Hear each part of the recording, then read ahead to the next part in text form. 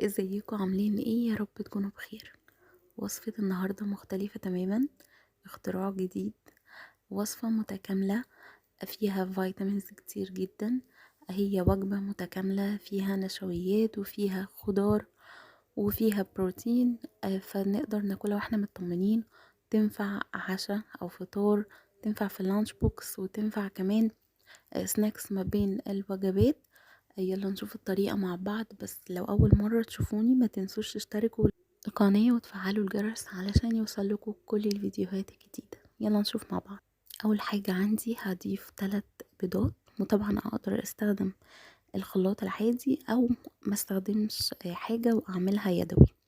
عندي نص كوباية من الزيت أو خليط ما بين الزيت والزبدة، أو نص كوباية زبدة بس أو نص كوباية زيت بس. عندي كوباية وربع من اللبن. هضيف الاول كوباية اللبن، والربع الاخير هنضيفه في الاخر خالص لو لقيت ان نوع الدقيق محتاج.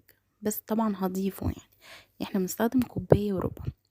هضيف بقى على المكونات دي ملح وفلفل، يعني حوالي معلقة ومعلقة صغيرة ممسوحة، وكوبايتين ونص من الدقيق. وبضيف عليهم حوالي باكت من البيكنج باودر.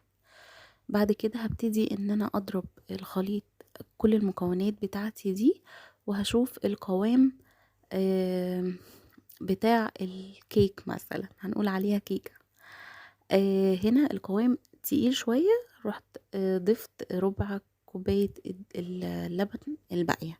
يبقى انا استخدمت كوباية وربع من اللبن عشان اوصل للقوام ده. بكده اكون خلصت اول خطوة. الخطوة اللي بعد كده ببتدي اجهز اي خضار واي حاجة عايزة اضيفها. انا هنا استخدمت جبنة تركي وبسطرمة وفلفل الوان وطماطم. تقدري تغيري وتستخدمي حاجات تانية، تقدري تستخدمي فراخ او تقدري تستخدمي سوسيس. تختاري اي حاجة عايزة تستخدميها استخدميها.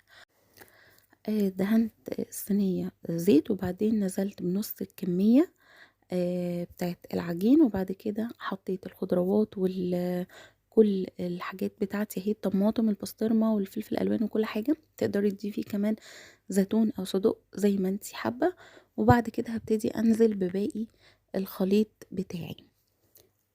ممكن ارش من فوق جبنة موتزاريلا او جبنة تركي، وممكن اكتفي بكده بس.